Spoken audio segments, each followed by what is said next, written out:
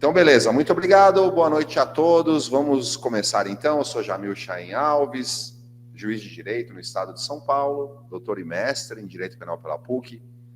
E será um prazer conversar com vocês aí nas próximas 2 horas, 1h30, mais ou menos. Vamos ver o tempo que vai aqui.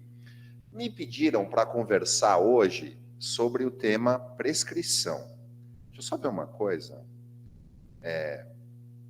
Tá, se eu conseguir... eu não consigo olhar vocês aqui e, ao mesmo tempo, mexer nos slides. Então, eu vou deixar só nos slides, mas aí, de vez em quando, eu volto. Aí, se alguém tiver pergunta, dá para mandar um áudio aí também que eu ouço. Beleza? Então, vamos lá. Então, aqui, tá. Então, eu pensei na gente falar sobre prescrição, né? Na verdade, é o tema que me foi designado, mais especificamente prescrição da pretensão executória, já que este é um curso sobre execução penal, né? Mas não teria muito sentido eu chegar aqui e só falar sobre prescrição da pretensão executória, porque ninguém entenderia nada, né? A gente pegaria um trechinho só desse tema e acabaria não servindo para muita coisa. Então, eu achei que, diante do tempo que a gente tem, como as aulas foram distribuídas e vai dar tempo de abordar tudo, eu vou aproveitar, então, e falar como um todo sobre o tema prescrição penal. E, claro, também sobre a parte da prescrição no âmbito da execução penal. Mas a gente faz uma análise mais ampla. E, pessoal, de todos esses anos aí, em todos esses anos lecionando, eu acho que prescrição é o tema que mais os alunos têm dificuldade e mais pedem para que eu explique. Assim, quando tem algum curso que a gente abre para o pessoal sugerir temas, geralmente é prescrição e dosimetria da pena. Então, acho que é uma boa oportunidade aí para a gente analisar esse tema prescrição. Ah, Jamil, mas eu já sei tudo sobre prescrição. Talvez sim, talvez não. Eu acho que alguns detalhes, algumas coisas aqui a gente vai acabar vendo que talvez seja inédito para você e, sem dúvida, virão alguns temas que vão servir para reforçar o conhecimento que você já tem. Então, esse é um tema super rico e é um tema muito, muito, muito importante. Ele é importante para concurso público, porque cai muito, e ele é um tema muito importante para atuação profissional, porque é impensável um advogado não saber calcular a prescrição, não ter isso muito bem afiado, sabe? Eu tenho alguns amigos advogados, um deles, a gente até brinca, eu fico brincando com ele que ele é especialista em prescrição, porque ele faz uma atuação lá e ele consegue muita prescrição, sabe?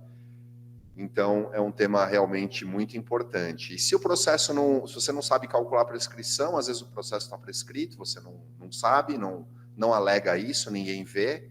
Ou então está em vias de estar prescrito e você não aproveita, né, essa oportunidade. Então, eu não tenho a menor dúvida de que é um tema muito importante. Bom, a prescrição está no artigo 107 do Código Penal, é uma das causas de extinção da punibilidade. Os slides estão mudando, né? Se eles não mudarem, vocês avisem, por favor.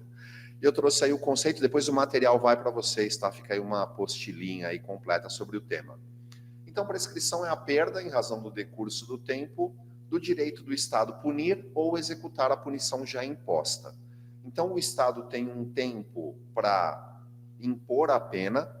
Quando eu falo impor a pena mesmo com trânsito em julgado para ambas as partes. Enquanto a gente está falando nessa fase, né, antes do trânsito em julgado para ambas as partes, estamos falando aí da prescrição da pretensão punitiva.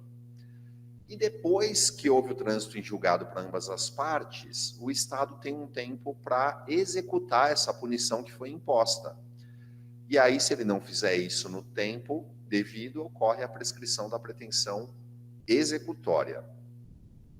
Alguns fundamentos explicam por que as infrações prescrevem. Vocês já pensaram nisso? Por que as infrações prescrevem? Tem alguns lugares, alguns estados americanos, por exemplo, que não existe prescrição. Mas aqui temos prescrição e algumas razões explicam. Essas teorias elas, na verdade, podem todas ser misturadas, porque todas têm um fundo aí de verdade. A primeira teoria é a teoria do esquecimento. Ela diz que as infrações prescrevem porque o tempo apaga da mente das pessoas a lembrança do crime. E aí não faz mais sentido punir. Não faz sentido punir alguém por algo que ocorreu há muito, muito tempo e ninguém mais nem lembra disso. Isso não atende a nenhuma das finalidades da pena. Outra é a teoria da expiação moral. Essa teoria diz que o sujeito que praticou o crime, ele sofre com a perspectiva de, a qualquer tempo, ser descoberto e punido. E esse sofrimento, ao longo de muitos anos, acaba já servindo como punição. Onde está o link da chamada? Não sei se essa pergunta é para mim, creio que não. Então, o próprio tempo já serve como punição. Vocês leram aquele livro do Dostoiévski, Crime e Castigo? Eu não vou dar spoiler aqui, né? Mas vocês devem saber a sinopse, a premissa, né? Que é um sujeito, ele acaba cometendo um crime e o livro vai tratar das consequências psicológicas desse crime sobre esse sujeito, entre outras questões, mas o livro trata também disso. E a gente vê ali o sofrimento, né? O medo, a angústia. Será que vou ser pego? Será que não vou ser pego? Então, essa é a teoria da expiação moral. Tem a teoria da emenda do delinquente. Essa teoria diz que o passar do tempo faz presumir que o delinquente se regenerou. Então, o sujeito hoje não é mais aquele que praticou a infração, né? Ele se regenerou. Então, não faz mais sentido puni-lo. Temos a teoria da dispersão das provas, que diz que o passar do tempo acaba, como o nome já diz, dispersando as provas acabam desaparecendo e aumenta muito a chance de erro judiciário. Então, depois de um certo tempo, é melhor que não se puna mais, porque as provas se perderam, né, se dispersaram e aí há o risco de erro judiciário. E a teoria psicológica, essa teoria parte da ideia de que o criminoso se transforma em outra pessoa com o passar do tempo. Às vezes a gente olha para trás, pensa coisas que a gente fez e fala, nossa, não parece nem eu, né? Eu hoje nunca teria feito aquilo. Então o tempo acaba transformando o sujeito numa pessoa diferente, aí não faz mais sentido punir esta pessoa. Natureza jurídica. A prescrição é uma causa de extinção da punibilidade, como nós vimos aí, Código Penal. É uma matéria de ordem pública, pode ser reconhecida pelo juiz de ofício, e tem natureza penal, não tem natureza processual penal, não. Natureza penal, até porque interfere na extinção da punibilidade. Quais são as infrações imprescritíveis, que não prescrevem? A Constituição Federal diz que são imprescritíveis o racismo, diz lá então, a prática do racismo constitui crime inafiançável e imprescritível, sujeito à pena de reclusão nos termos da lei. E também a ação de grupos armados, civis ou militares, contra a ordem constitucional e o Estado democrático. Eu lembro aí do IRA, para não esquecer, imprescritíveis racismo e ação de grupos armados, civis ou militares, contra a ordem constitucional e o Estado democrático. No tocante ao racismo, esses crimes de racismo, de preconceito, eles estão na Lei 7.716 de 89, que traz vários crimes, vários tipos penais. O mais famoso na verdade, hoje temos dois bem famosos, né, bem mais conhecidos. Um deles é o artigo 20, praticar ou induzir ou incitar a discriminação, preconceito de raça, cor, etnia, religião ou procedência nacional. E nós tínhamos, na verdade, né, no Código Penal, antes da Lei 14.532 de 2023, a injúria racial. Se a injúria consiste na utilização de elementos referentes à raça, cor, etnia, religião, origem ou condição de pessoa idosa ou portadora de deficiência. E nessa época surgiu a discussão, a injúria racial é imprescritível ou não? E mesmo nessa época, né, antes aí dessa lei, o STF já havia afirmado o entendimento de que sim, de que a injúria racial é uma espécie de racismo. O STF entendeu que os crimes de racismo não necessariamente estão na lei de racismo. Um exemplo é a injúria racial, fora da lei de racismo e, assim, imprescritível da mesma forma. Porque a gente tem que examinar a lei de acordo com a Constituição e não o contrário, né? E a Constituição fala, o racismo é imprescritível. A Constituição não aponta uma lei, ela fala, racismo é imprescritível. Então, o crime de racismo pode estar na lei de racismo e podia ter um lá no Código Penal. Só que em 2023, a Lei 14.532 promoveu uma alteração. Vocês podem ver que hoje nós temos no Código Penal a injúria com elementos referentes à religião, condição de pessoa idosa ou com deficiência, e a chamada injúria racial, ela migrou do Código Penal para a própria lei de racismo, que é a injúria em razão de raça, cor, etnia ou procedência nacional. Então, a injúria racial, que já era imprescritível, continua sendo e agora não tem nem mais discussão, né, porque ela está na própria lei de racismo, artigo 2º-A. Então, todas essas figuras aí da lei de racismo, inclusive agora a injúria racial, como a injúria racial já era, né, mas agora, estando na própria lei de racismo, tudo imprescritível. Não é o tema da nossa aula, mas alguém poderia ficar aí com dúvida, né? Qual a diferença de uma injúria racial para o crime aqui do artigo 20? A diferença é que aqui no crime do artigo 20, nós temos uma conduta que envolve uma discriminação ou preconceito generalizados contra todos de determinada cor, etnia, religião ou procedência nacional. Então, por exemplo, o sujeito afirma todo negro é safado. Ele está fazendo uma discriminação generalizada, insere-se aqui no artigo 20. Por outro lado, a injúria, ela tem o objetivo de atingir a honra subjetiva da vítima, né, uma pessoa determinada. Então, a pessoa chega para um negro específico, por exemplo, e diz que o sujeito é macaco. Isso é crime de injúria racial. Ou aquela conduta lamentável que a gente vê às vezes que a pessoa joga uma banana no campo para insinuar que determinado jogador é um macaco, está praticando injúria racial. Tá? Não é o tema aqui da nossa aula, mas fica aí só a observação. A legislação ordinária, ou seja, infraconstitucional, pode criar outras hipóteses de imprescritibilidade, além dessas não abrangidas pela Constituição? Esse rol constitucional, então, né, aí do IRA, é um rol máximo ou é um rol mínimo? O legislador infraconstitucional poderia dizer, então, que tortura é imprescritível, estupro é imprescritível, poderia começar a criar outras hipóteses. E prevalece que não pode criar outras hipóteses. A prescrição é uma garantia constitucional, e só a própria Constituição que pode estabelecer ressalvas.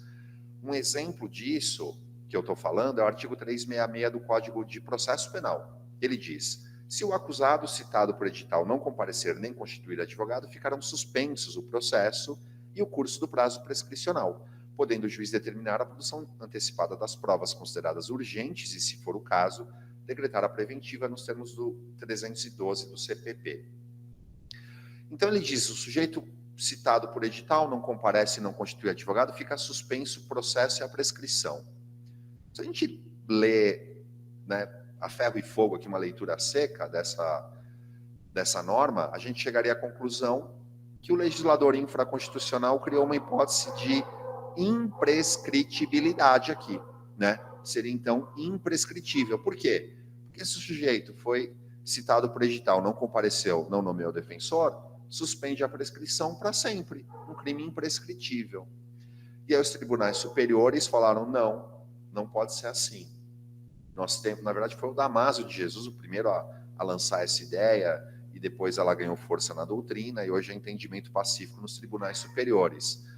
Que nós temos que fazer o seguinte, nós temos que interpretar esse artigo da seguinte forma: o juiz vai suspender a prescrição, mas a prescrição ficará suspensa pelo prazo da prescrição da pretensão punitiva em abstrato. Guarde essa informação, depois a gente vai explicar o que é isso. Então, vai ficar suspenso pelo prazo da prescrição da pretensão punitiva em abstrato. Findo esse prazo, volta a correr o prazo prescricional. E uma vez que volta a correr, ele será calculado agora, mais uma vez, pelo prazo da prescrição da pretensão punitiva em abstrato. Então, na prática, a gente, quando está nesse cenário do 366, vai calcular a prescrição duas vezes. A primeira vez, prescrição da pretensão punitiva em abstrato, ao tempo que a prescrição fica suspensa. Quando terminou o prazo, fala, beleza, não está mais suspensa, começa a correr. Ela vai correr de novo pelo prazo da prescrição da pretensão punitiva em abstrato. Então, a gente vai contar o prazo duas vezes. Demora pra caramba. E aí, findo esse prazo, está prescrito, né, o caso. Ocorre, então, a prescrição. Nesse sentido, o julgado aí do STF, afirmando isso que eu acabei de dizer, vai aí no material julgado, dizendo justamente que tem que calcular dessa forma. No mesmo sentido, a súmula 415 do STJ, né, o período de suspensão do prazo prescricional é regulado pelo máximo da pena cominada, ou seja, levando-se em consideração a prescrição da pretensão punitiva em abstrato. Tratados e convenções internacionais podem estabelecer hipóteses de imprescritibilidade no âmbito interno. E aí, pessoal, a gente tem como exemplo o Estatuto de Roma, do qual o Brasil é signatário. Olha lá, o crime de genocídio, crimes contra a humanidade, crimes de guerra e crime de agressão. Esse crime de agressão, só para deixar claro, não é agressão, lesão corporal, não, tá? Ainda depende aqui de uma regulamentação, tem discussão do que seria esses crimes, do que seriam esses crimes de agressão, mas não é agressão de um ir lá e bater no outro, não, aqui é um contexto de crimes contra a humanidade. E veja que o artigo 29 fala, ó, os crimes da competência do Tribunal Penal Internacional não prescrevem. Então, seriam esses crimes imprescritíveis aqui no âmbito interno? E a resposta é não. O próprio STF entende, ó, somente lei interna pode dispor sobre prescritibilidade ou imprescritibilidade da pretensão estatal de punir.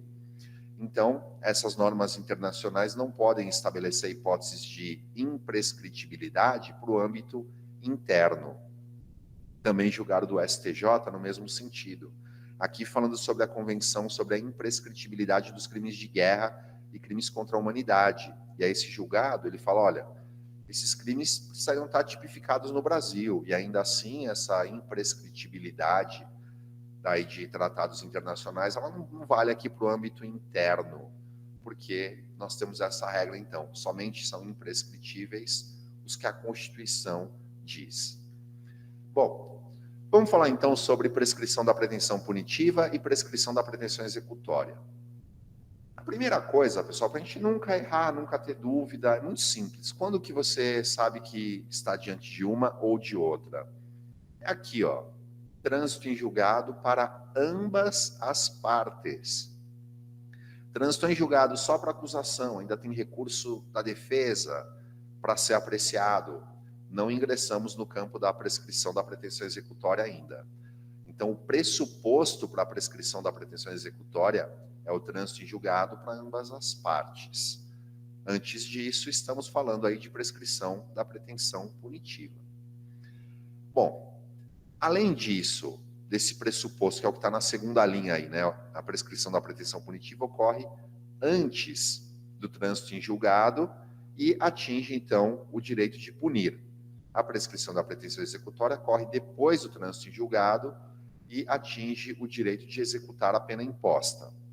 Pessoal, para a gente não ter que ficar memorizando tudo, a gente pode usar até a lógica. Olha só, prescrição da pretensão punitiva, ela ocorre antes do trânsito em julgado para ambas as partes, certo? Se ainda não houve trânsito em julgado para ambas as partes, vocês lembram que o princípio da presunção de inocência, ele diz que todos são considerados inocentes até trânsito em julgado da sentença penal condenatória, certo? Então, se a prescrição da pretensão punitiva ocorre antes do trânsito em julgado para ambas as partes, vamos pensar, o sujeito então é presumidamente inocente quando essa prescrição atinge o processo, certo? Então, qual efeito ela vai gerar? Nenhum. Não gera maus antecedentes, incidência, não é título executivo cível, não tem que cumprir a pena, nada. Ainda não transitou em julgado, como é que geraria alguma coisa? Já a pretensão da pretensão executória, a prescrição da pretensão executória, ocorre depois do trânsito em julgado. Opa, essa presunção de inocência aí já caiu, né? Teve uma sentença condenatória transitada em julgado para ambas as partes. Então, ela afasta o quê? Prescrição da pretensão executória, afasta o direito de executar a pena imposta, ou seja, extingue a pena, o efeito penal principal. Agora, outros efeitos, né, os efeitos secundários, sejam eles penais, como gerar maus antecedentes, gerar reincidência, isso aí não afasta. E também não afasta o efeito extrapenal, né? A condenação serve como título executivo nocível, porque a sentença já tinha transitado em julgado, né? A pessoa já estava lá com o título dela, pensa, transitou em julgado, a pessoa vai com esse título executivo executar lá nocível. Pouco importa se o Estado demorou para prender o sujeito, né? A sentença dela já está ali, transitada em julgado. Tá? Podemos? Então, fica bem clara aí a diferença, a gente, com um pouco de lógica, não precisa nem memorizar, né? Agora, a prescrição da pretensão punitiva, que é o lado esquerdo aí da tabela, a gente vai começar falando dela, ela tem 4 espécies. Prescrição da pretensão punitiva em abstrato, ou propriamente dita, a retroativa, superveniente, intercorrente ou subsequente, e virtual. Vamos começar falando, claro, da prescrição da pretensão punitiva em abstrato ou propriamente dita. Pessoal, a gente vai falar bastante coisa sobre essa prescrição. Aí alguém vai se assustar e falar, meu Deus do céu, ainda tem um monte de espécie, quando que isso aí vai acabar? Mas não, porque a primeira aí que está em vermelho, ela é a que serve para a gente compreender toda a lógica, todo o funcionamento. Depois, as outras são bem mais simples, mais rápidas, elas vão ter alguma diferença, mas vão usar a mesma lógica, beleza? Então, prescrição da pretensão punitiva em abstrato, ou propriamente dita, está no artigo 109 do Código Penal.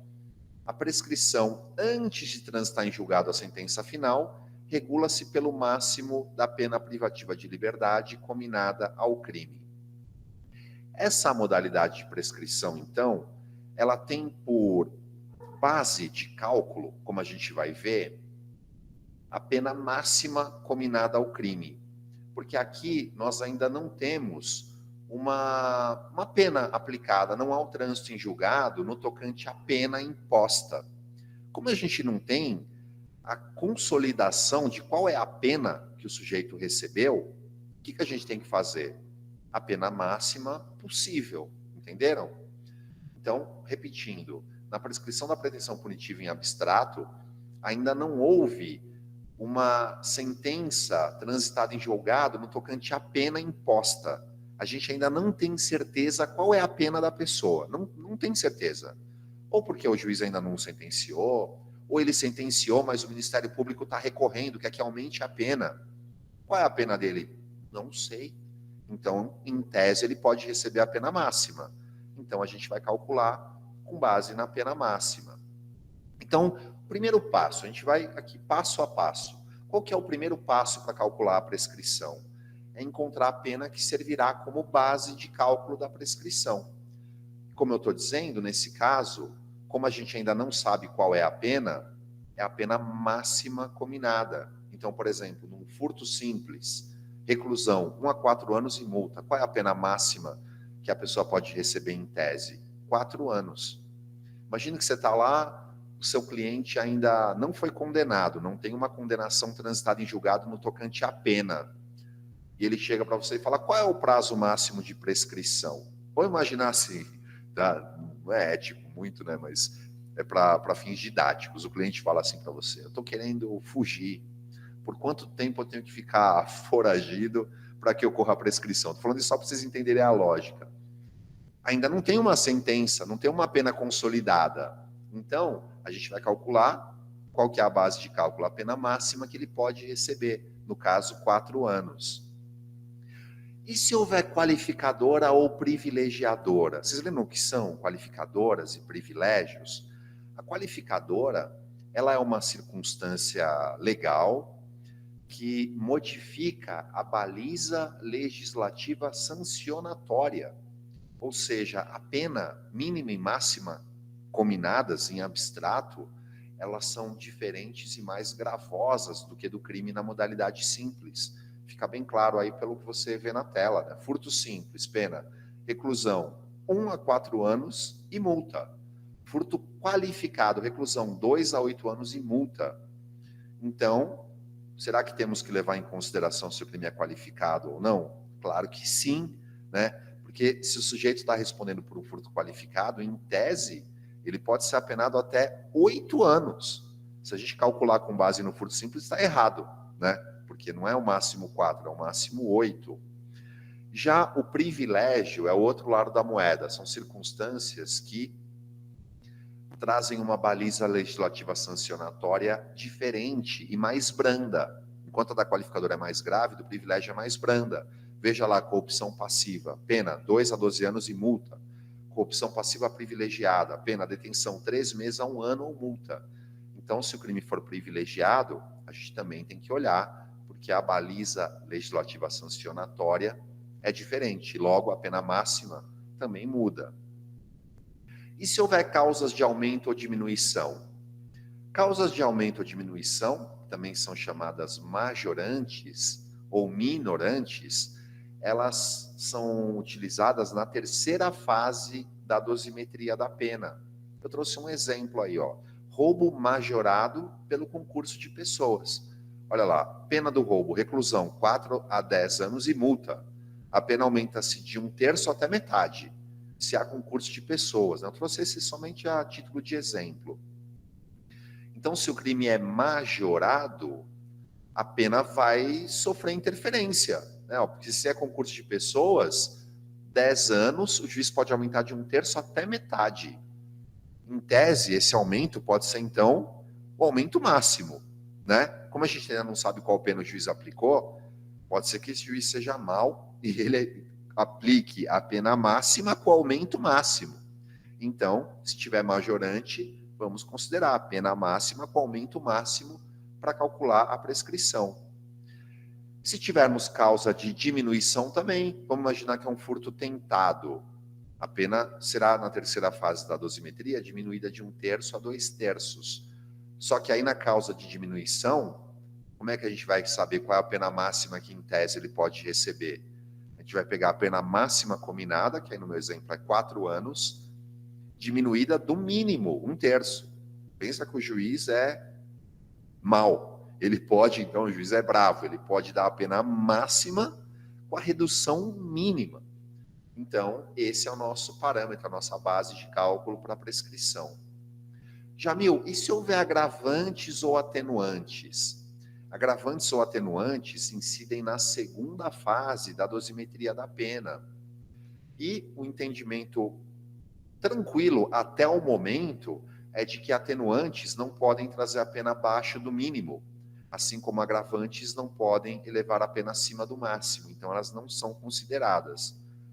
Eu sei que isso está sendo discutido pelo STJ, eles estão discutindo se as atenuantes podem trazer a pena para baixo do mínimo, mas ainda não há decisão. Se ocorrer uma decisão no futuro dizendo que pode trazer a pena abaixo do mínimo, aí a resposta que seria diferente. Eu falaria, então temos que levar em consideração também atenuantes, né? Porque pode trazer abaixo do mínimo. Mas, por hora, isso não ocorreu. Circunstâncias judiciais do artigo 59 são calculadas na primeira fase da dosimetria da pena, também não tem o poder de trazer a pena abaixo do mínimo nem acima do máximo, então não são consideradas. Resumidamente, vamos considerar qualificadoras e privilégios e causas de aumento e causas de diminuição apenas. Beleza, já vimos então, já sabemos encontrar a base de cálculo da prescrição, certo? Já foi o primeiro passo. O segundo passo é encontrar o prazo prescricional. Porque se o furto tem pena máxima de 4 anos, prazo prescricional é 4 anos? Não, não é. Existe uma tabelinha que precisa ser conhecida, precisa ser memorizada. Eu diria aqui que um bom criminalista, ou mesmo que não bom, um criminalista médio, ele conhece essa tabela de cor. É importante conhecê-la, tá? Se você não conhecê-la, talvez você fique meio vendido, aí vai ter que consultar Código Penal numa audiência, por exemplo. Parece-me importante conhecer essa tabela de cor. Para concurso nem se fala. Mas então veja lá, pena inferior a 1 ano prescreve em 3, 1 a 2 em 4, mais de 2 a 4 1 em 8, mais de 4 a 8 em 12, mais de 8 a 12 em 16 e mais de 12 em 20. Cuidado com o primeiro aí, tá vendo o asterisco? Né, o asterístico, como alguns falam, né? Vê o asterisco aí, né? Inferior a 1 ano. Prescreve em 3. Cuidado, hein? Porque ó, você vê que é tudo número par, né? E ali é 3. Houve, na verdade, uma alteração em 2010. Já faz bastante tempo. Então, a alteração em si já começa a perder relevância, né? Já faz muito tempo. Perde relevância, eu quero dizer, a lei anterior. Porque o que tinha que prescrever aqui, em regra, já prescreveu, né? Mas veja que antes prescrevia em 2, se o máximo é inferior a 1, e agora é 3. Tá? Então, é isso aí. E muito cuidado também, porque inferior a 1 prescreve em 3. Sabe qual que é o erro mais comum aqui? Qual é o prazo prescricional se a pena for 1 ano? Muita gente fala, 1 ano prescreve em 3. Cuidado, 1 ano, ó, igual ou mais de 1, prescreve em 4. Beleza? Outra coisa para tomar muito cuidado é que tem causas que fazem a pena reduzir de metade a menoridade relativa, a menor de 21 anos na data do fato, ou a idade avançada, alguns falam de senilidade, maior de 70 na data da sentença.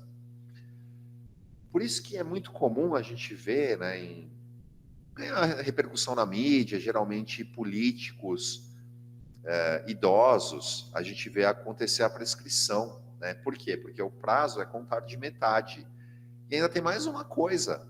Vocês lembram que essas duas hipóteses que estão aí na tela, elas são atenuantes.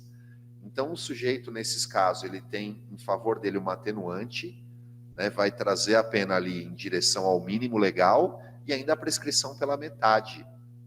Por isso que muitas vezes ocorre prescrição.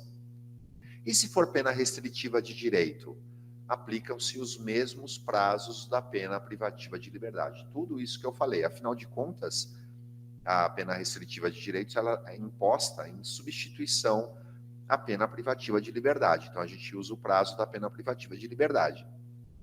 Tem uma exceção que é o artigo 28 da Lei de Drogas, porte de droga para consumo pessoal. Prescreve em 2 anos, nos termos do artigo 30 da Lei de Drogas.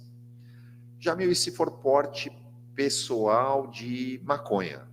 Bom, o STF entendeu que não é crime, é infração administrativa, aí sai desse escopo aqui. Né? Não vale isso aqui que a gente está falando, vai ser conhecido uma infração administrativa e não crime.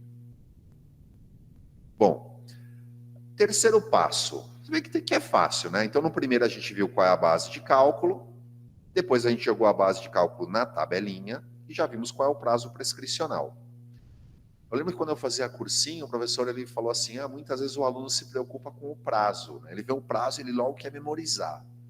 Mas quando você vê o prazo, quando está diante de um prazo, na verdade, eu lembro que ele falou assim, a gente não tem um problema, a gente tem 2. Porque não basta a gente memorizar o prazo, a gente tem que memorizar o prazo e de quando ele se inicia. Né? De nada adianta, sabe? Prescreve em 4 anos. Começa a correr de quando isso aí? Né? Então, o início também é importante. O artigo 111, então, ele traz o termo inicial da data em que o crime se consumou. Essa aqui é a regra, né? A maioria dos crimes é instantâneo, começa a correr a prescrição de quando houve a consumação. Se for tentativa do dia em que cessou a atividade criminosa, nos crimes permanentes, de quando cessou a permanência. Vamos imaginar que houve um sequestro ou cárcere privado. O sujeito capturou a vítima e trancafiou a vítima no porão dele. É um crime permanente. Enquanto ela estiver com a liberdade cerceada, o crime está se renovando a cada momento. Então, a prescrição não corre. Do momento em que cessar a permanência, do dia que a vítima for libertada, a partir dali é que tem início o cômputo do prazo prescricional.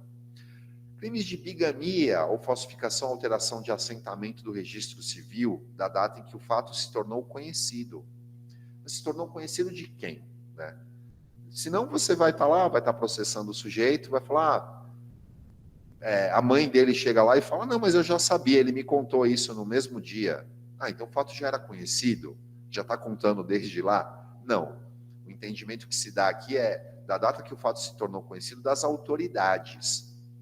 Então, de quando tomou conhecimento por parte do delegado de polícia, do promotor, do juiz de direito, aí sim tem início o prazo prescricional.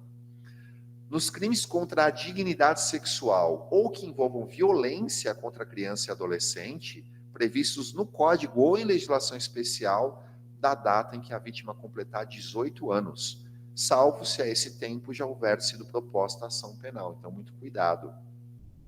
Se ela ainda não tem 18, mas a ação penal já foi proposta, segue a regra normal. Uma vez proposta, começa a valer, né, os prazos prescricionais, eles vão começar a ser contados. Se ainda não, começa a computar de quando a criança ou adolescente completar 18 anos. Aqui teve uma alteração, veja só, até 2012 nem tinha esse inciso. Em 2012 entrou esse inciso, mas ele só falava que a prescrição, no caso de crimes contra a dignidade sexual de crianças e adolescentes, começava a ser contada de quando a vítima completar 18 anos. E aí, a Lei 14.344 de 2022 colocou lá também, ou que envolvam violência.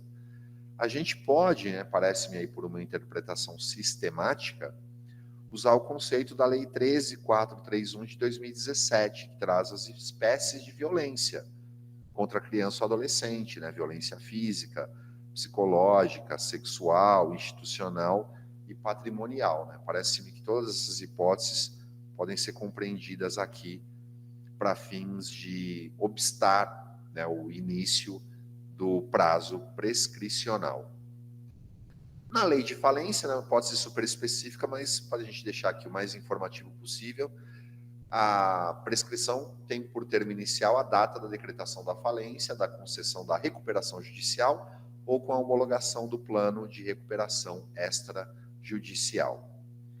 Tá bom, já sabemos qual é o termo inicial.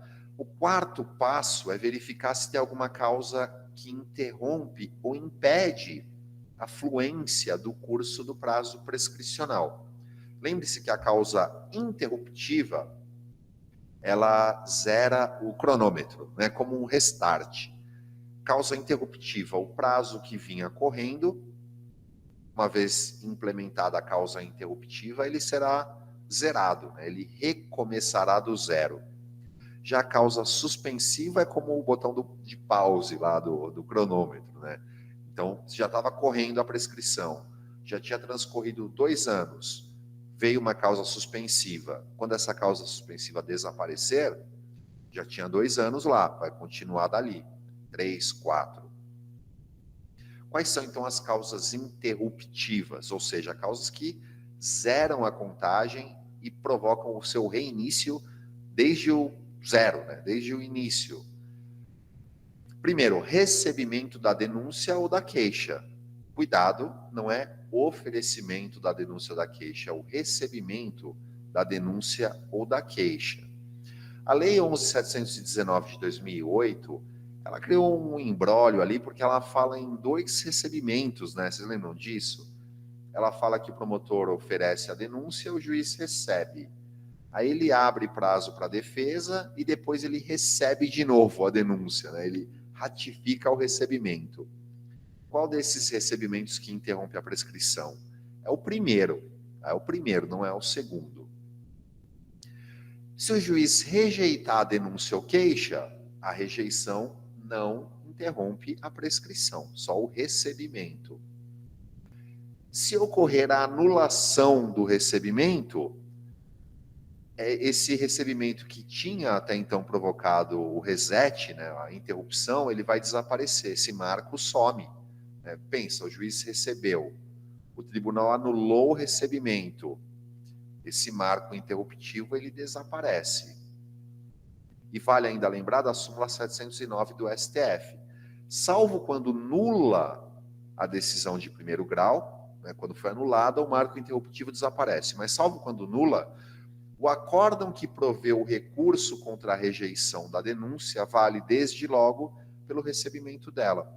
Então vamos imaginar, o juiz rejeitou a denúncia. O promotor, nada feliz, recorreu. E o tribunal deu provimento ao recurso. Esse provimento ao recurso, veja lá, esse recurso que provê esse acórdão que provê o recurso contra a rejeição, ele vale pelo recebimento dela, né, contado como um recebimento da denúncia. Então, ele vai provocar a interrupção do prazo prescricional. E o recebimento do aditamento à denúncia ou queixa interrompe a prescrição? Depende. Se estivermos diante de um aditamento para mera correção de erros materiais, por exemplo, num furto, o promotor errou ali o valor, né, constou um valor errado, ou constou o nome da pessoa errado, então ele adita para corrigir um erro material, não interrompe a prescrição. Agora, se ocorreu o que se chama de aditamento substancial, ou seja, ele envolver mudança dos fatos ou acrescentar novas pessoas, então o promotor muda a descrição da denúncia para acrescentar novos fatos ou novas pessoas, aí esse aditamento interrompe sim a prescrição, e é o que está aí nessa decisão aí que segue no material. Cuidando-se de aditamento para incluir novos crimes aos corréus, tem-se que o recebimento da peça é marco interruptivo para todos, com relação a todos os crimes. Então tem essa observação também. O juiz recebeu o aditamento da denúncia, um aditamento substancial. O promotor está imputando novos crimes, por exemplo. Vai interromper a prescrição. A gente vai falar mais sobre isso daqui a pouco, mas já adiantando. Interrompe a prescrição em relação a todos os crimes e também em relação aos corréus. Próxima causa interruptiva da prescrição é a pronúncia. Essa causa interruptiva ela só existe no rito do tribunal do júri. Pronúncia é a decisão que reconhece indícios suficientes de autoria e também a existência de materialidade de um crime doloso contra a vida, remetendo o acusado para julgamento perante o tribunal do júri. Essa decisão, então, interrompe a prescrição, né? Coloquei até o conceito aí. Súmula 191 do STJ, a pronúncia é causa interruptiva da prescrição, ainda que o tribunal do júri venha desclassificar o crime. É até meio óbvio, né? O juiz pronunciou, ou seja, falou, amigo, você vai lá ser julgado perante o tribunal do júri. No dia do julgamento, os jurados, ao responderem lá o quesito, entendem que não houve um crime doloso contra a vida, desclassificam para uma lesão corporal, por exemplo, não um crime doloso contra a vida. O fato dos jurados terem promovido essa desclassificação não afasta o fato de que a pronúncia interrompeu a prescrição.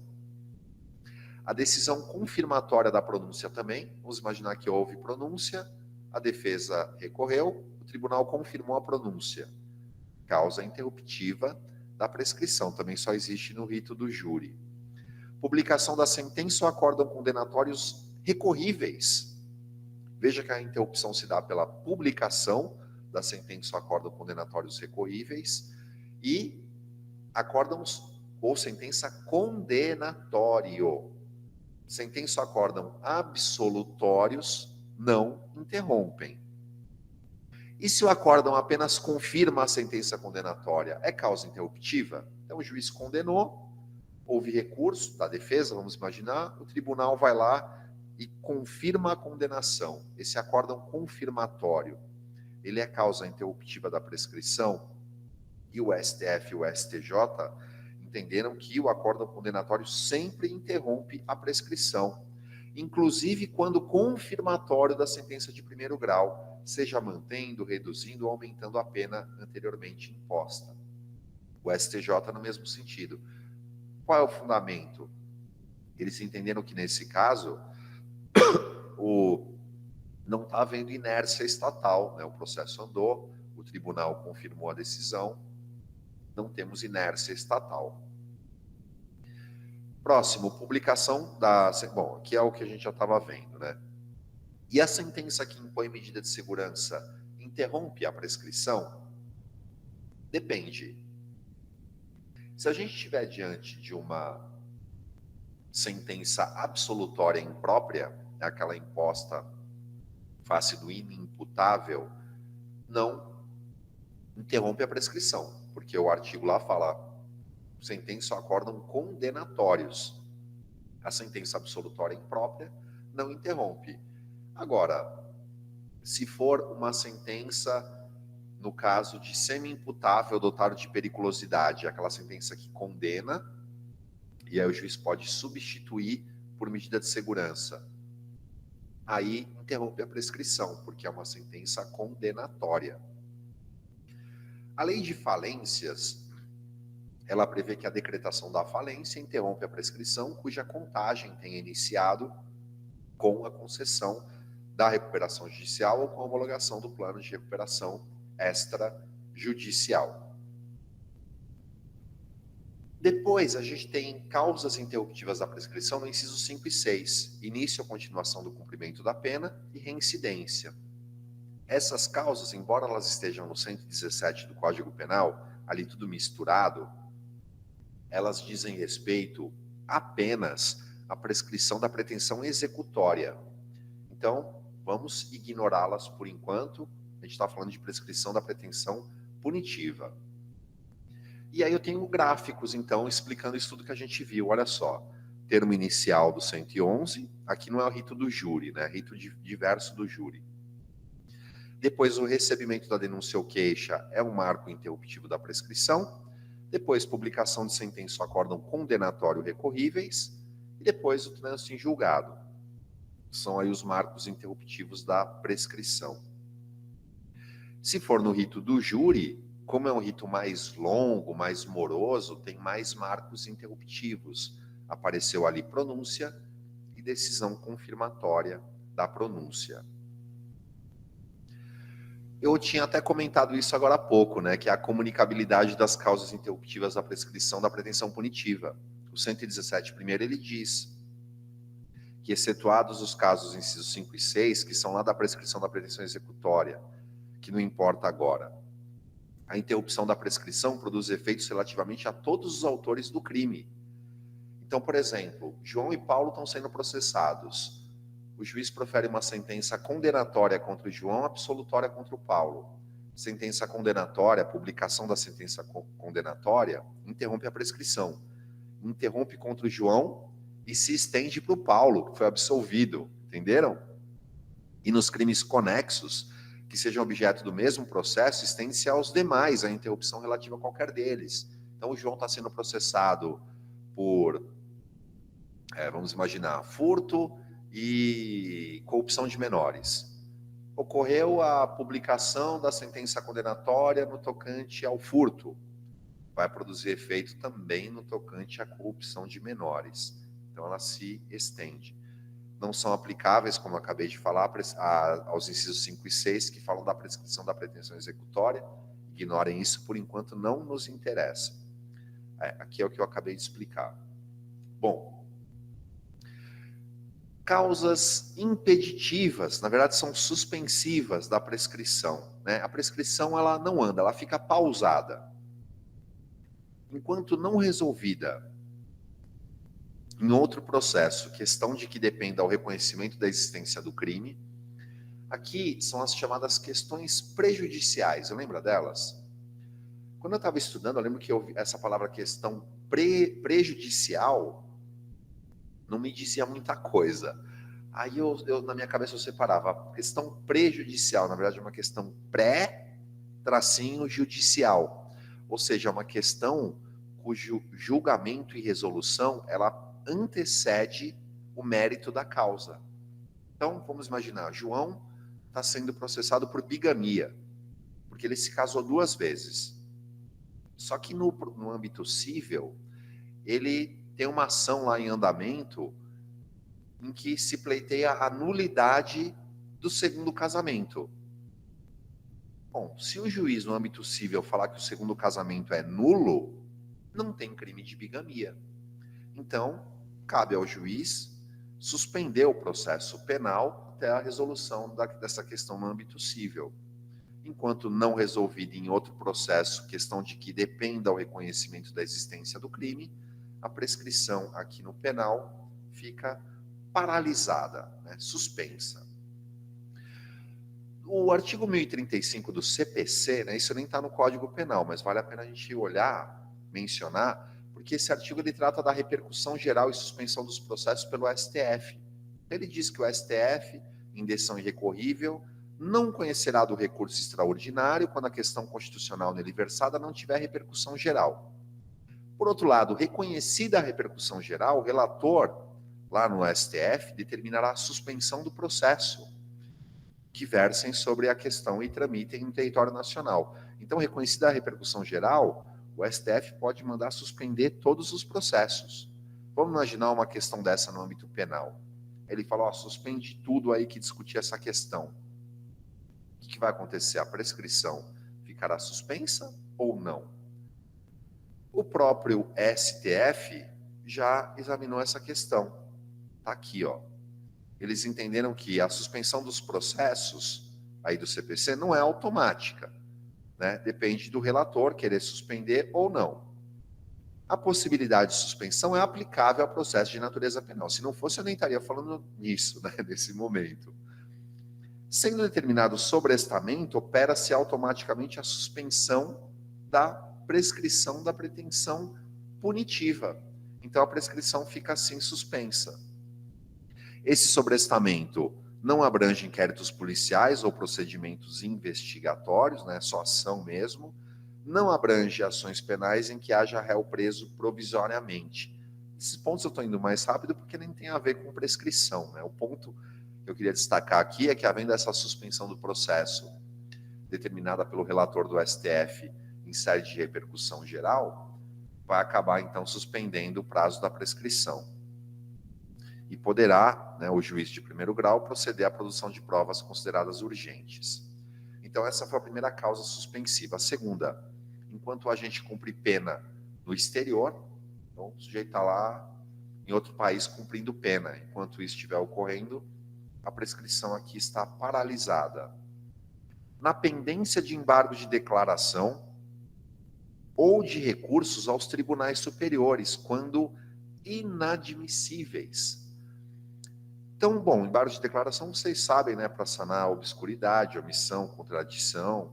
E esses recursos aos tribunais superiores, eles estão se referindo ao recurso especial, ao STJ, recurso extraordinário ao STF. E ocorrerá a suspensão da prescrição somente quando forem inadmissíveis, ou seja, recurso não conhecido. Ou seja, houve ali um pressuposto de admissibilidade do recurso negativo, entendeu? O recurso não foi sequer conhecido. Nesse caso, como o recurso não foi sequer conhecido, né, ele é então inadmissível, a prescrição vai ficar paralisada.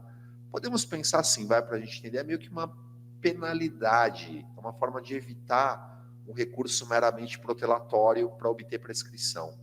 Então, vamos imaginar que o sujeito ele lança a mão de um recurso especial para o STJ pedindo reexame de provas. Sabemos que o recurso especial não se presta a reexame de provas. Então, nesse caso, o STJ vai lá e não reconhece, não conhece o recurso. Vai falar, não vou nem conhecer, né? Esse recurso não se presta a isso, é inadmissível. Vai ficar paralisada a prescrição, desde a interposição do recurso até o seu julgamento definitivo. Agora, vamos imaginar que ele lança a mão de um recurso especial discutindo questão de lei federal. O STJ conhece o recurso, examina, mas entende que o sujeito não tem razão. No mérito, nega provimento. Beleza, nesse caso o recurso foi admitido e examinado. Ainda que no mérito ele não tenha tido sucesso, beleza, ele foi um recurso admitido, então a prescrição não ficou paralisada, não há essa penalidade. Enquanto não cumprido ou não rescindido o acordo de não persecução penal. Vocês sabem que o artigo 28A do CPP, ele traz o acordo de não persecução penal, enquanto o sujeito estiver cumprindo, ou não tiver sido rescindido, fica também paralisada a prescrição. Tem hipóteses de paralisação da prescrição fora do Código Penal. No caso da imunidade parlamentar relativa ao processo, né, então, diz a Constituição, recebida a denúncia contra o parlamentar por crime ocorrido após a diplomação, o STF dá ciência à Casa Legislativa, que por iniciativa do partido político e pelo voto da maioria dos seus membros, poderá sustar o andamento da ação. A sustação do processo suspende a prescrição enquanto durar o mandato. Tá certo.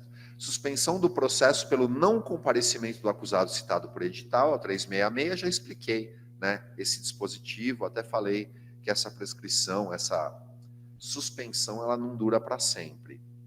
Carta rogatória. Estando o acusado no estrangeiro, em lugar sabido, será citado mediante carta rogatória, suspendendo-se o curso do prazo prescricional até o seu cumprimento. E o STJ entendeu que o termo final da suspensão do prazo prescricional pela expedição da carta precatória para a citação do acusado no exterior é a data da efetivação da comunicação processual no estrangeiro. A partir dali, volta a correr, ainda que haja demora para a juntada da carta rogatória cumprida aos autos. Suspensão condicional do processo também suspende a prescrição. Já a transação penal não suspende a prescrição. Muito cuidado. A Lei 9.099 prevê a suspensão da prescrição no caso da suspensão condicional do processo, mas não da transação penal. Também uma hipótese aqui peculiar, né, crimes contra a ordem tributária e previdenciária, tem leis que tratam lá do parcelamento de débitos. E a Lei 9.430 de 96, que trata aí do parcelamento, ele estabelece suspensão da prescrição durante o parcelamento. E no tocante a crimes materiais contra a ordem tributária, o STF já decidiu que o lapso prescricional não se inicia enquanto não houver a constituição definitiva do crédito tributário. Outra hipótese bem específica, né, mas eu trouxe aqui para ficar o mais completo possível, acordo de leniência nos delitos contra a ordem econômica, está lá na Lei 12.529 de 2012, a celebração do acordo de leniência também suspende o curso do prazo prescricional e impede o oferecimento da denúncia. Vamos fazer um exercício, então, para a gente ver a prescrição da pretensão punitiva em abstrato ou propriamente dita. Olha só, Pedro, nascido em 1970, ele não é menor de 21, nem maior de 70, né? Já excluímos lá a possibilidade de redução da prescrição pela metade. Então, ele praticou um crime de furto simples, pena 1 a 4 anos, em 10 de 9 de 2000. A denúncia foi oferecida em 2005, né, em 25 de 9 de 2005, e recebida em 2 de 10 de 2005. Houve audiência de instrução em 13 de 6 de 2013, na qual foi ouvida a vítima e 2 testemunhas arroladas pela acusação. Em 7 de maio de 2015, houve audiência em continuação, na qual foram ouvidas as testemunhas arroladas pela defesa, e Pedro foi interrogado. Ao final, na presente data, as partes realizaram os debates orais e o juiz deve sentenciar o feito. Houve prescrição da pretensão punitiva em abstrato? Um monte de informação inútil aqui, na verdade, né? Ó, primeira coisa, a gente vê que não temos aqui uma pena, né? Qual é a pena dele? Teve trânsito em julgado em relação à pena? Não. Então, a gente tem que calcular o máximo. Em tese, ele pode ser condenado a 4 anos. Então, 4 anos é a nossa base de cálculo, né? O primeiro passo, então, é encontrar a base de cálculo, 4 anos. Segundo passo, qual é o prazo prescricional? Se a gente jogar lá na tabelinha, até 1 ano prescreve em 3, 1 a 2 prescreve em 4, mais de 2 a 4 prescreve em 8. Então, o prazo prescricional é 8 anos. Beleza, próximo passo. Termo inicial aqui, a data do crime. Então, o sujeito praticou o crime em 2000. Tá? Então, a prescrição é 8, né? Não sei se eu falei 4. Se eu falei, eu me confundi, né? Nem sei se eu falei certo ou não. Então, a pena é 4, prescreve em 8, tá? Então, a denúncia foi oferecida em 2005 e recebida em 2005. O marco interruptivo é o recebimento. Então, de 2000 a 2005, não prescreveu. Agora, ele começa a falar que teve audiência, um monte de coisa, mas não apareceu mais nenhum marco interruptivo da prescrição, de 2005 até hoje. Então, prescrevi em 8 anos, certamente já se implementou a prescrição da pretensão punitiva em abstrato. Tranquilo? A gente vai fazer mais exercícios aí ao longo da aula, tá? Então, vamos lá. Próximo. Aqui tem uma pergunta, né? Se tiver mais de um réu, no caso 366, e só um foi citado por edital e não compareceu, o processo ficou suspenso, interfere nos demais? Não. Aí o juiz, na verdade, ele vai desmembrar esses processos. O processo em relação ao que não compareceu, foi citado por edital, vai ficar suspenso. E a gente vai contar a prescrição da pretensão punitiva em abstrato 2 vezes, como eu falei, né? A primeira, que é o prazo da suspensão, e depois que se interrompe a suspensão, que se esgota esse prazo da suspensão, a gente conta de novo, e aí sim ocorre a prescrição. Agora, com relação ao outro, não. O processo dele vai ser desmembrado e vai ter o curso próprio. Bastante comum isso na prática. Bom, agora a gente vai falar da prescrição da pretensão punitiva retroativa. Como eu falei, não precisam chorar, porque agora é tudo mais fácil. Então, essa é a modalidade de prescrição da pretensão punitiva, regulada pela pena concreta, que se opera entre a publicação da sentença condenatória e momentos anteriores, daí o nome retroativa. Ou em caso de sentença absolutória, sobrevindo o recurso da acusação, se opera entre o acórdão condenatório e momentos anteriores. Porque olha só, pessoal, até agora a gente estava usando a pena máxima, porque a gente estava imaginando aquela situação que não tem uma pena consolidada ainda. Como eu falei várias vezes, se eu não tenho uma pena consolidada, eu tenho que imaginar que eu posso estar diante de um juiz muito bravo que vai dar a pena máxima. Agora, a partir dessa espécie, né, prescrição da pretensão punitiva retroativa, eu já tenho uma pena. A gente vai trabalhar, então, com a pena em concreto. Veja o que diz lá o 110 primeiro. A prescrição, depois da sentença condenatória com trânsito em julgado para acusação ou de improvido do seu recurso, regula-se pela pena aplicada. Também a súmula 146 do STF. A prescrição da ação regula-se pela pena concretizada na sentença quando não há recurso da acusação. Então é calculada pela pena concreta. Para a gente poder, então, calcular essa prescrição, nós precisamos ter uma pena e precisa haver o trânsito em julgado no tocante à pena imposta. Porque aí eu já sei que a pena não vai mudar. Então, vamos imaginar, o promotor não recorreu, só a defesa recorreu. Vamos imaginar, o juiz deu a pena mínima e o promotor não recorreu, só a defesa, pedindo absolvição. Tem como essa pena aumentar? Pode o tribunal, em recurso exclusivo da defesa, aumentar a pena? Não. Proibição da reformácio in pejus. Então já tem uma pena consolidada. Ou, de repente, o promotor até recorreu, mas não a respeito da pena, ele está pedindo alguma outra coisa, que não tem nada a ver com a pena. Nesse caso, também podemos considerar aí que nós já temos a estabilização, negócio de pensar assim, já temos uma estabilização quanto à pena. Ela não vai ficar mais alta do que aquilo, pode até ficar mais baixa, pode até o sujeito ser absolvido, mas mais alta não fica.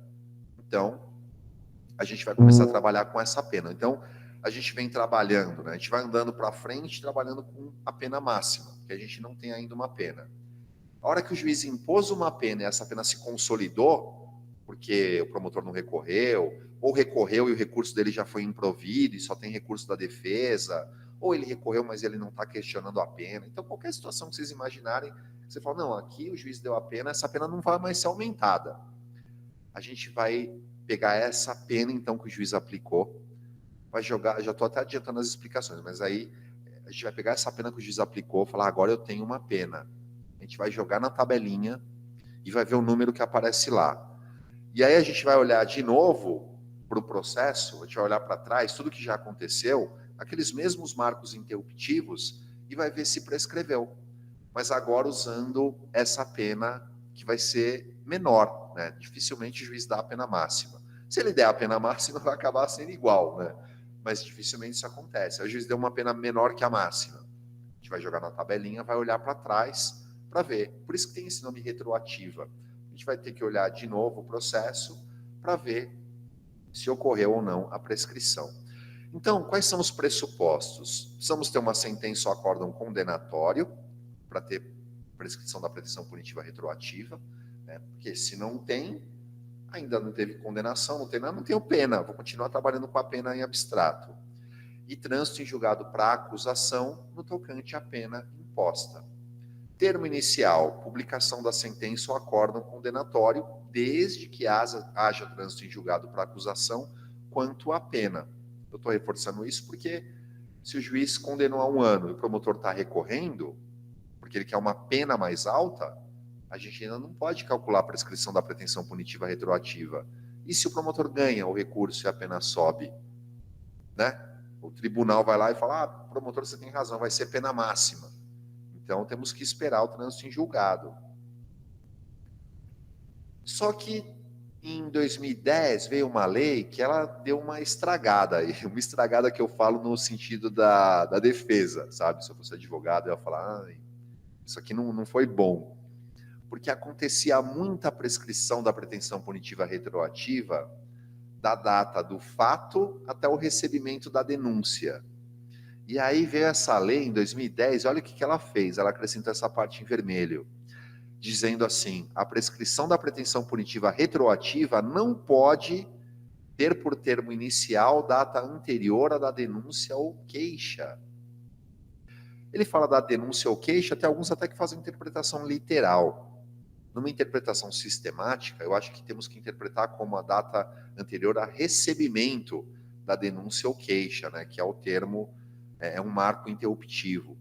Então, olha só, a gente tem lá, né, os mesmos marcos interruptivos que eu mostrei, os gráficos, eu coloquei aí o gráfico de novo. Então, o que a gente vai fazer agora? A gente vai pegar a publicação da sentença ou acórdão condenatório transitado em julgado, no tocante à pena imposta, vai ver qual é a pena e vai jogar na tabela. E a gente vai olhar para trás para ver se prescreveu. Né? Então, na verdade, são os mesmos marcos interruptivos, é tudo a mesma coisa. Na prática mesmo, a única coisa que muda é que em vez da gente pegar como base de cálculo a pena máxima, a gente vai pegar como base de cálculo a pena que o juiz aplicou. Vai jogar lá na tabelinha e vai olhar para trás, esses mesmos marcos interruptivos para ver se prescreveu. Com uma peculiaridade, que é essa aqui, ó. A lei fala, ó, para trás do recebimento da denúncia ou da queixa, não pode prescrição da pretensão punitiva retroativa. Prescrição da pretensão punitiva em abstrato ou propriamente dita, pode. Então, se a gente conseguir uma prescrição nesse marco aí que está com proibido aí, com base na pena máxima cominada, beleza, prescrição da pretensão punitiva em abstrato. Agora, usando a pena que o juiz aplicou, que geralmente é uma pena bem menor, a gente não pode calcular nesse trecho aí. E era justamente aí que aconteciam a maior parte das prescrições da pretensão punitiva retroativa. Bom, os efeitos são os mesmos, né? A gente vê aquela tabelona, né? A gente está falando de uma hipótese de prescrição da pretensão punitiva. Então, mesmo os efeitos da prescrição da pretensão punitiva em abstrato, os prazos lá da tabelinha são os mesmos. Então, dizendo que é bem fácil, vamos dar uma olhada aí num caso. Ó. Ricardo praticou um crime de furto em 10/6/2012, pena 1 a 4 anos. A denúncia foi oferecida em 1/7/2012 e recebida em 8/7/2012. Houve instrução, a sentença foi publicada em 10/8/2016, condenando, Marcelo não, né? Era Ricardo e virou Marcelo. Finjam que tá Ricardo aí. Condenando o Ricardo e aplicando pena de 1 ano. Olha lá, o juiz aplicou pena mínima. O Ministério Público foi intimado e não recorreu da condenação. E ali, dali poucos dias depois, ocorreu o trânsito em julgado. Houve prescrição? Ele tinha 25 anos na data do crime. Olha só, qual pena que a gente vai usar como base de cálculo? A gente já tem aqui a consolidação da pena em 1 ano. Né? O promotor não recorreu, então a pena é 1 ano. Prazo prescricional, 1 ano prescreve em 4. Termo inicial, data da publicação da sentença, 10/8/2016. Aí a gente vai olhando para trás, qual é um outro marco interruptivo? É o recebimento ali, 8/7/2012. Né? Então, Ocorreu 4 anos aí, entre 8/7 até 10/8, né, 8/7 de 2012 até 10/8 de 2016, ocorreu, né? Então, houve aqui prescrição da pretensão punitiva retroativa. A próxima é a prescrição da pretensão punitiva superveniente, intercorrente ou subsequente. Tem esse nome porque ela, até antes de passar, ela é uma prescrição superveniente ao quê? Né? Superveniente à publicação da sentença ou acórdão condenatório, desde que haja trânsito em julgado para acusação no tocante à pena imposta. Esse slide que está aí deixa claro para vocês que é tudo igualzinho à prescrição da pretensão punitiva retroativa. Tudo igual. Já, meu, uma coisa, ó. Ela é calculada pela pena concreta, depende de uma sentença ou acórdão condenatório, com trânsito em julgado para acusação no tocante à pena imposta, porque se não tiver consolidada a pena, é prescrição da pretensão punitiva em abstrato. Então, eu já tenho a pena. Termo inicial, publicação da sentença ou acórdão condenatório, tudo igual. Então, o que mudou? Qual a diferença dessa para a retroativa? É que essa, pessoal, é um prazo para os tribunais julgarem os recursos, julgarem todos os recursos. Então, os mesmos efeitos da prescrição da pretensão punitiva em abstrato, os mesmos prazos. Então, vamos imaginar que houve a publicação da sentença ou acórdão condenatório, o juiz aplicou a pena de 1 ano, o promotor não recorreu, a defesa está recorrendo. 1 ano prescreve em 4. 4 anos é o tempo dos tribunais julgarem os recursos.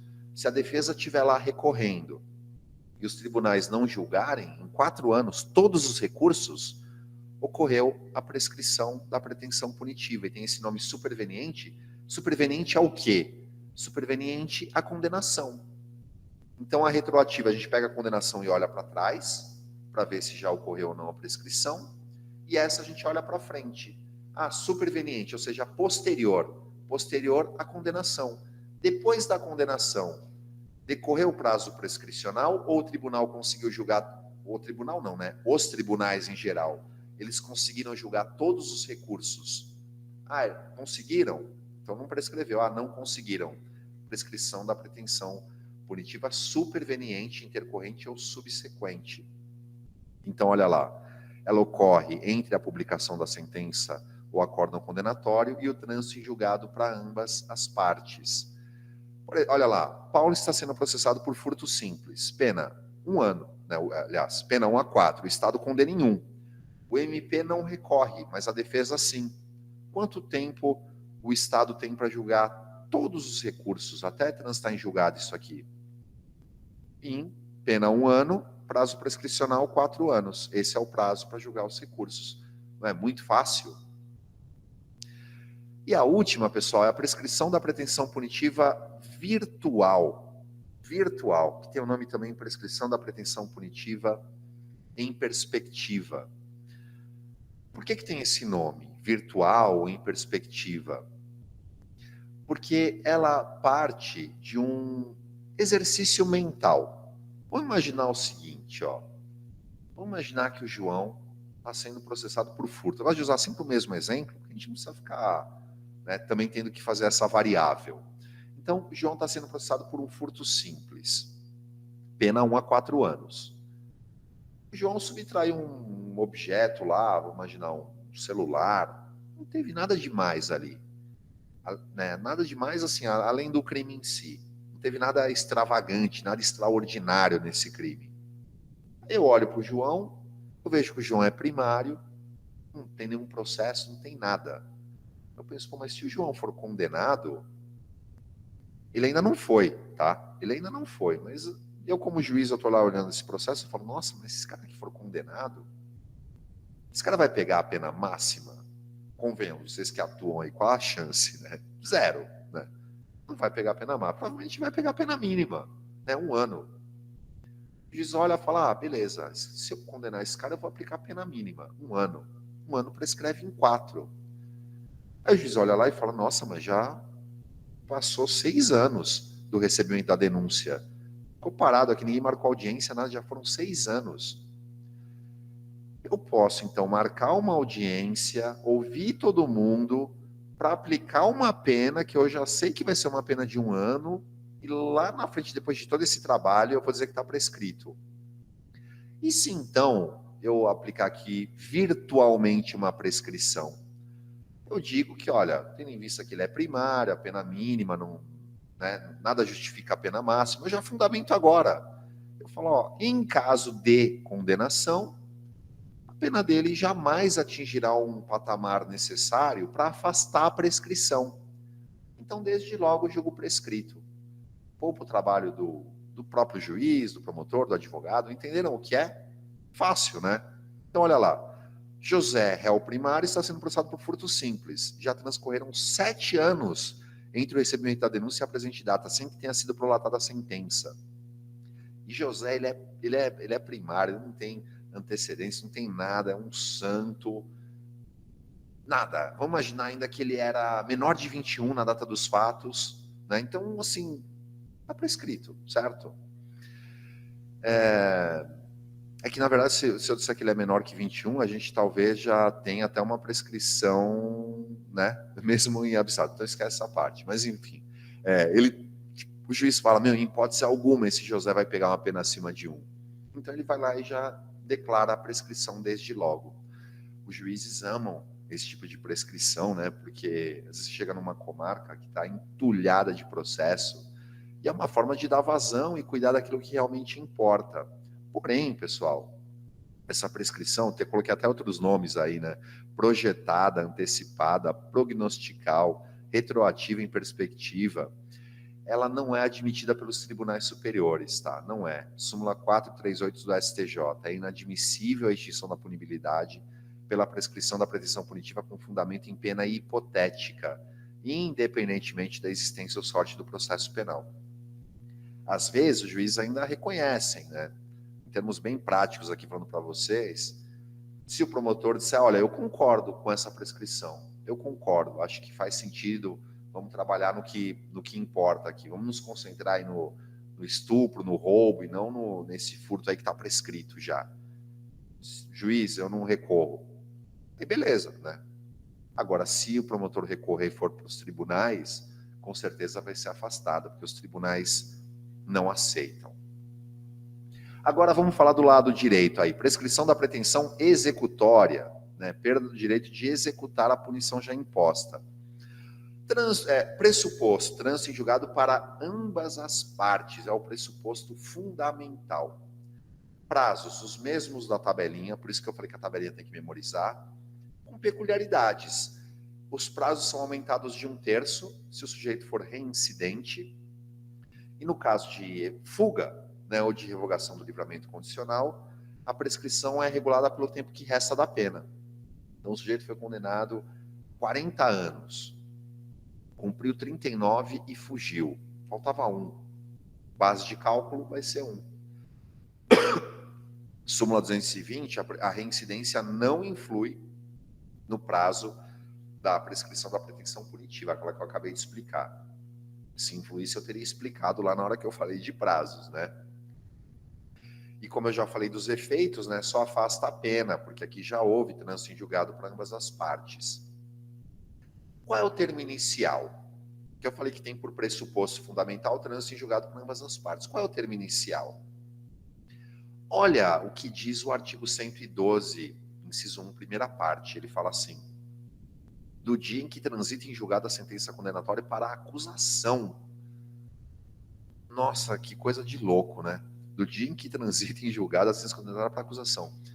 Mas, Jamil, você falou 1000 vezes que o pressuposto para a prescrição da pretensão executória é o trânsito em julgado para ambas as partes. Pois é, olha só, um caso aí para demonstrar que a lei não faz muito sentido.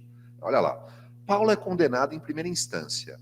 O MP não recorre e ocorre o trânsito em julgado para acusação em 10/10/2010. A defesa recorre. O recurso do acusado vem a ser julgado e ocorre o trânsito em julgado, agora para ambas as partes, 2 anos depois, né, em 2012. Nesse caso, a partir só do trânsito em julgado para ambas as partes, é que nós temos o pressuposto fundamental para a prescrição da pretensão executória.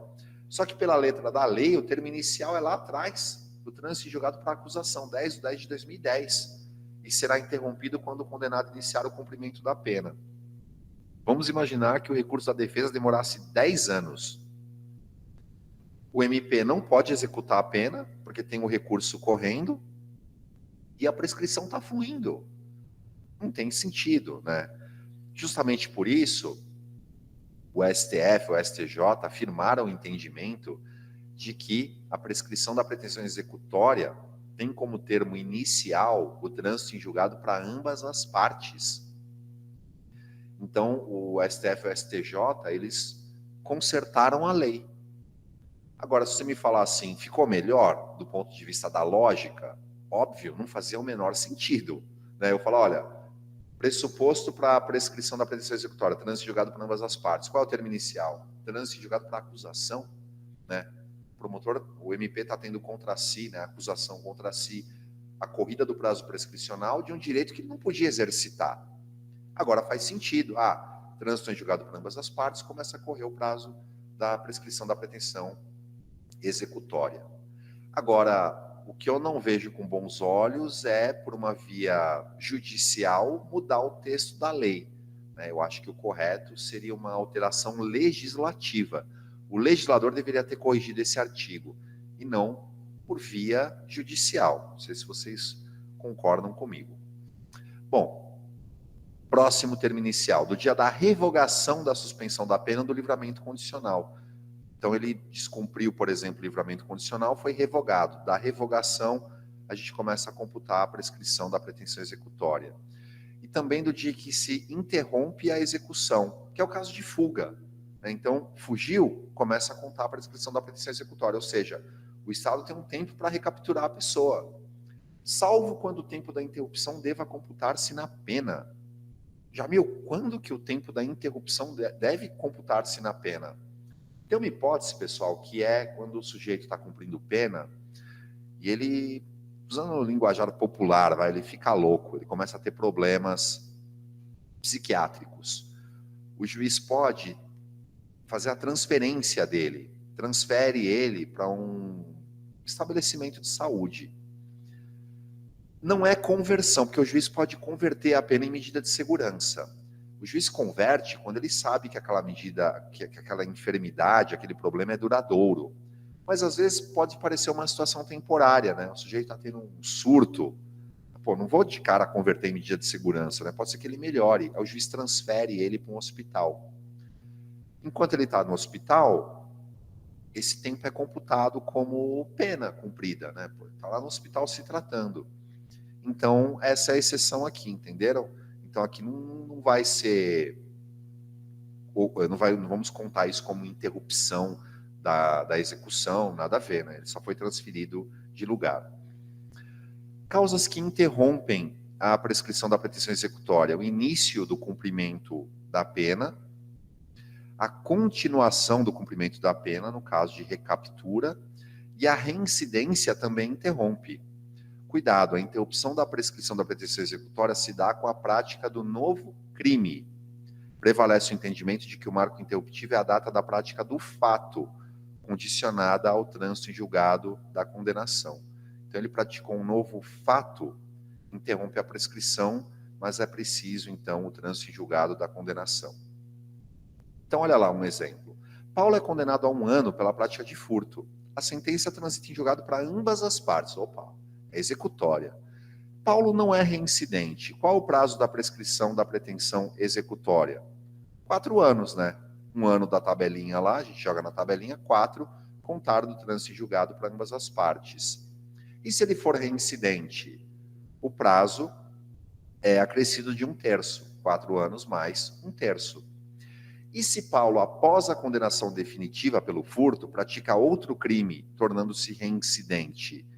Esse outro crime que ele praticou provoca a interrupção do prazo da prescrição referente ao furto. E se Paulo cumprir metade da pena e fugir? O prazo prescricional será calculado com base na pena restante. Pena cumprida é pena extinta. Então, acho que aqui responde todas as perguntas sobre prescrição da pretensão executória. E tem uma causa impeditiva, né? Suspende o prazo da prescrição. depois de passado em julgada a sentença condenatória, a prescrição não corre durante o tempo em que o condenado está preso por outro motivo. Faz sentido, né? Eu já peguei casos na execução, eu atuo na execução, né? Em que o sujeito está preso lá, e aí a defesa pede reconhecimento da prescrição de uma outra pena. Eu falo, não, pô, mas ele está cumprindo. Então, pensa assim, ele foi condenado num processo lá, a prisão, vou dar um exemplo aqui, só para vocês entenderem a lógica. 10 anos de prisão, e no outro ele foi condenado a 5 anos de prisão, ou então a serviços à comunidade. E aí a defesa desse processo aí, desse processo B, fala, não, prescreveu. Não prescreveu, porque enquanto ele está cumprindo pena, a prescrição desse outro não corre, né? Não faria sentido correr. Porque não tem como ele cumprir 2 penas corporais desse tipo que eu falei, simultaneamente. Prescrição em concurso de crimes. No caso de concurso de crimes, a extinção da punibilidade incidirá sobre a pena de cada um, isoladamente, algo muito bom para a defesa. Então, cuidado. Olha só, concurso material. O sujeito praticou um homicídio, um estupro, um furto, um roubo, ele foi condenado a 200 anos de pena. Como é que a gente vai calcular a prescrição? Cada crime separadamente. Por isso que muitas vezes o sujeito pratica um crime grave lá do júri e um crime brando, e eles são julgados conjuntamente, lá vai para o tribunal do júri, esse mais brando muitas vezes prescreve, porque é tudo muito demorado, né? E aí a gente vai calcular a prescrição isoladamente. Se for concurso formal crime continuado, que tem o aumento de pena, a gente vai desprezar esse aumento de pena. Súmula 497 do STJ, quando se tratar de crime continuado, a prescrição regula-se pela pena imposta na sentença, não se computando o acréscimo decorrente da continuação, que eu acabei de falar. Pena restritiva de direito eu já havia mencionado, elas prescrevem no prazo da pena que elas substituíram, né, da pena privativa de liberdade. Prescrição e pena de multa. O 114 ele fala, ó, no caso da multa, a prescrição ocorre em 2 anos, quando a multa for a única cominada ou aplicada, ou no mesmo prazo da pena privativa de liberdade, quando ela for alternativa ou cumulativamente cominada ou cumulativamente aplicada. Ó, trouxe exemplos aqui, fica mais claro. Ó. Primeiro caso ali, ó, 2 anos, quando a pena de multa for a única cominada ou aplicada. Pensa nesse crime aí do 250 do ECA. Ó. Única pena cominada, multa.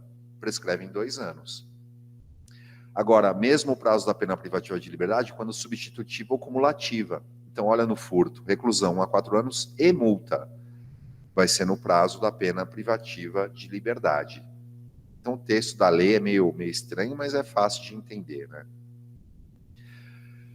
Bom, no tocante à multa, ainda para a gente deixar o mais completo possível, a gente tem a prescrição da pretensão punitiva da pena de multa. Aplica-se o 114, que a gente acabou de ver aí, que fala dos 2 anos, com as causas interruptivas, impeditivas, tudo que a gente acabou de estudar, né? Fácil. No tocante à prescrição da pretensão executória, execução da pena de multa, o 51 fala que aplicam-se as normas relativas à dívida ativa da Fazenda Pública, inclusive no que concerne as causas interruptivas e suspensivas da prescrição. E aí eu coloquei o artigo aí, né? Então a suspensão da prescrição está no artigo 40 da Lei de Execução Fiscal, que diz então, o juiz suspenderá o curso da execução enquanto não for localizado o devedor ou encontrados bens sobre os quais possa recair a penhora, e nesses casos não correrá o prazo de prescrição. A súmula 314 do STJ diz que, em execução fiscal, não localizados bens penhoráveis, suspende-se o prazo por 1 ano, fim do qual se inicia o prazo da prescrição quinquenal intercorrente. Aqui ele fala quinquenal, né? A gente vai falar sobre isso daqui a pouco, mas ele está falando genericamente ali na súmula. E as causas de interrupção da prescrição estão no 174 do Código Tributário Nacional, despacho do juiz que ordenar a citação, protesto, qualquer ato judicial que constitui mora o devedor, qualquer ato inequívoco, ainda que extrajudicial, que importe reconhecimento do débito pelo devedor. Quanto ao prazo prescricional, pessoal, da pena de multa, no tocante aí à prescrição da pretensão executória, eu estou falando, tem 2 correntes. A corrente majoritária é a do STJ, é a que importa na prática, vocês saberem, diz que o prazo da prescrição da pretensão executória da multa é 2 anos. Ou seja, o mesmo da prescrição da pretensão punitiva, é o da prescrição da pretensão executória. Prescreve em 2 anos. Mas tem corrente falando que o prazo é de 5 anos. A gente aplicaria, então, o prazo das execuções fiscais em geral, né, das dívidas fiscais. 5 anos, essa é a posição minoritária. Prescrição e absorção de penas. O 118, ele fala, as penas mais leves prescrevem com as mais graves. Bom, quando a gente fala, esse artigo ele tem pouca aplicabilidade, porque quando a gente fala em pena de multa, já tem o artigo lá, o 114, que explica, né? Ele fala, olha, quando a multa estiver junto com pena privativa de liberdade, ela prescreve no mesmo prazo, quando ela estiver sozinha, prescreve em 2 anos. Então, esse artigo não serve para multa. Para a pena restritiva de direito substitutiva, também a gente tem lá o artigo que fala que ela prescreve no prazo da pena privativa de liberdade que deu lugar a ela. Então, esse artigo também é inútil. Ele acaba tendo aplicação apenas em casos em que há aplicação cumulativa de pena privativa de liberdade com restritiva de direito, como, por exemplo, lá no Código de Trânsito Brasileiro. Olha lá, pena 2 a 4 anos e suspensão do direito de dirigir. Num caso como esse, a gente utiliza, então, o 118 para entender que a prescrição dessa pena mais leve, né, que é a pena restritiva, se dá com a mais grave, que é a pena privativa de liberdade. Prescrição e medida de segurança. No tocante ao semi-imputável não há diferença, até já mencionei isso, porque o juiz condena o semi-imputável dotado de periculosidade, e aí ele aplica uma diminuição de pena de 1/3 a 2/3 e pode substituir essa pena por medida de segurança. Mas nós temos uma condenação para aplicar todas as regras que a gente já aprendeu. No tocante ao inimputável, temos aí uma sentença absolutória imprópria. E aí vem a pergunta, é possível prescrição da pretensão punitiva e prescrição da pretensão executória no tocante à medida de segurança imposta ao inimputável? Temos várias correntes. Essa é a majoritária. Ela fala que sim, porque medida de segurança é uma sanção penal, então prescreve. Ambas são reguladas pelo máximo da pena cominada. Então a gente vai aplicar ali as regras da prescrição da pretensão punitiva em abstrato. Vale isso para a medida de segurança, porque não há uma condenação, não temos pena, a gente trabalha com o máximo da pena cominada. Essa é a corrente que prevalece, é a que me parece a correta. Em termos de atuação prática, é a que vale a pena saber, né? Mas para deixar aqui o mais informativo possível, vários julgados do STJ, do STF, nesse sentido, que seguem aí no seu material. Temos uma segunda corrente que fala que é possível a prescrição da pretensão punitiva, adotando como parâmetro a pena máxima cominada. Até aqui é igual à primeira corrente.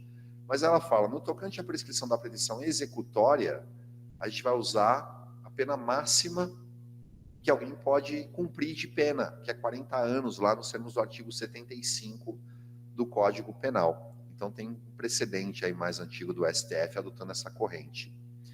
A terceira diz, é possível a prescrição da pretensão punitiva, adotando-se como parâmetro a pena máxima cominada. É igual à primeira corrente, igual à segunda. Por outro lado, não é possível a prescrição da pretensão executória, porque não há pena em concreto. Então, não prescreve nunca. Se o sujeito for pego 50 anos depois, fizeram um exame lá, ele ainda é dotado de periculosidade, vai executar, não prescreve. E para concluir, o último ponto é que prescrição penal também é aplicável a medidas socioeducativas. E aí, pessoal, como é que funciona? Esse julgado ele explica. A medida socioeducativa, ela tem prazo máximo de 3 anos, certo? Então, ela tem prazo máximo de 3 anos. Esse é o máximo, então, que o juiz pode considerar aí no cálculo da prescrição da medida socioeducativa.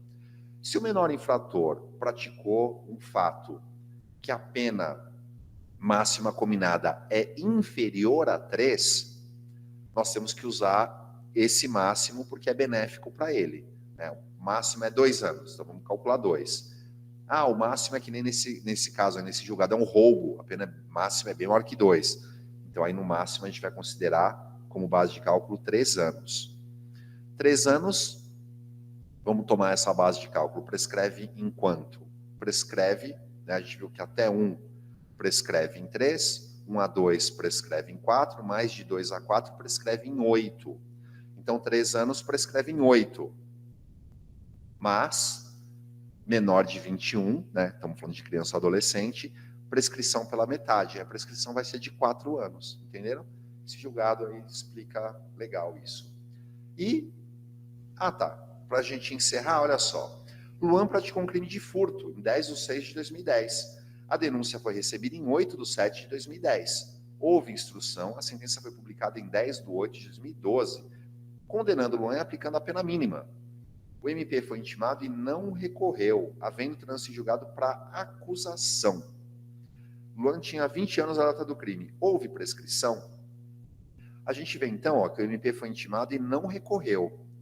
Houve trânsito julgado para acusação. Então, podemos trabalhar com a pena concreta, né? O juiz aplicou aí a pena mínima do furto simples, 1 ano. Então, 1 ano prescreve em 4. Ocorre que ele é menor de 21. Então, a prescrição aqui se dá no prazo de 2 anos. Ou seja, a prescrição ocorreu entre o recebimento da denúncia e a publicação da sentença. Beleza? Com isso encerramos. A gente fez muitos exemplos, muitos exercícios, né? O material segue aí para vocês, como eu falei.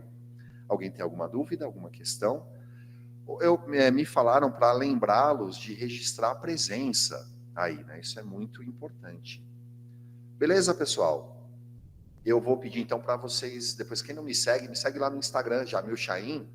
Se vocês tiverem qualquer dúvida sobre esse tema ou qualquer outro, de processo penal, pós-graduação, concursos públicos, execução penal, enfim, vai ser um prazer conversar com vocês por lá. E eu posto conteúdo todos os dias de direito, né? Sempre buscando trazer questões relevantes aí. Tá bom?